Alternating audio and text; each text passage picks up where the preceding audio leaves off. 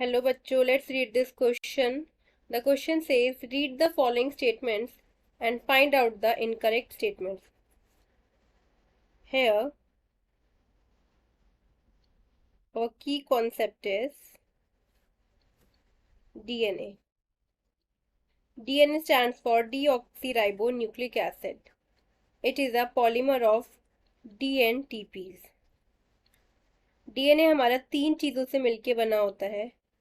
First is nitrogenous bases, other is phosphate group, and third one is deoxyribose sugar. जो ये nitrogenous bases होते हैं they are basically 4 in number. Adenine represented by A,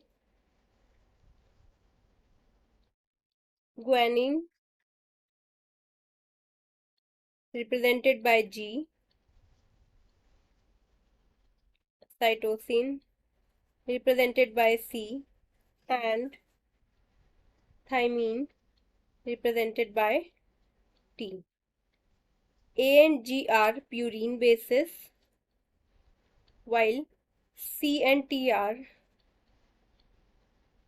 pyrimidine bases.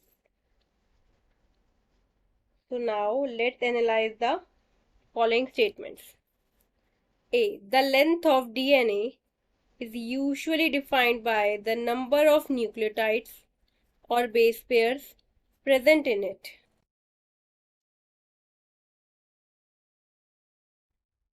तो जो DNA की length होती है हमारी वो डिपेंड करती है न्यूक्लियोटाइड पे और कितने बेस पेयर्स हैं.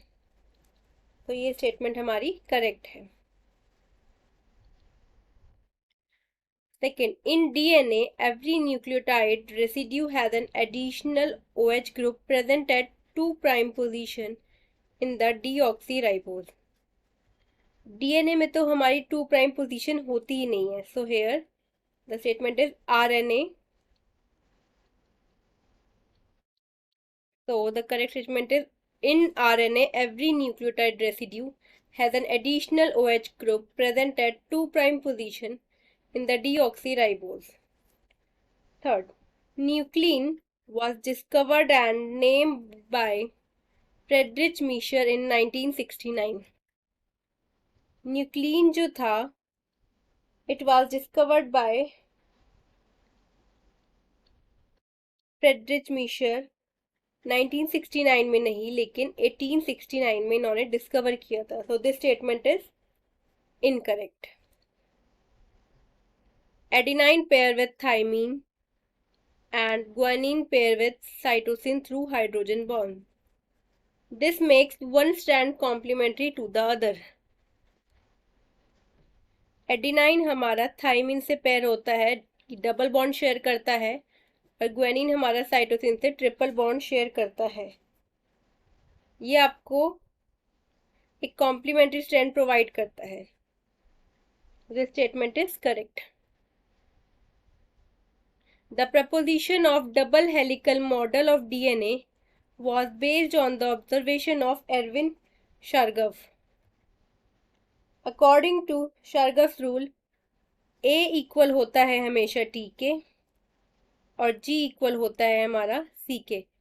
A रिप्रेजेंट करता है A T से अटैच्ड होता है थ्रू डबल बॉन्ड और G C से अटैच्ड होता है थ्रू ट्रिपल बॉन्ड, जो हमारे डबल हेलिकल मॉडल को स्टेबिलिटी प्रोवाइड करता है. So this statement is also correct. By this we can infer that जो हमारा फाइनल आंसर है that is option 4, B and C. The correct answer is, our final answer is option 4. Hope you understood it well. Best of luck.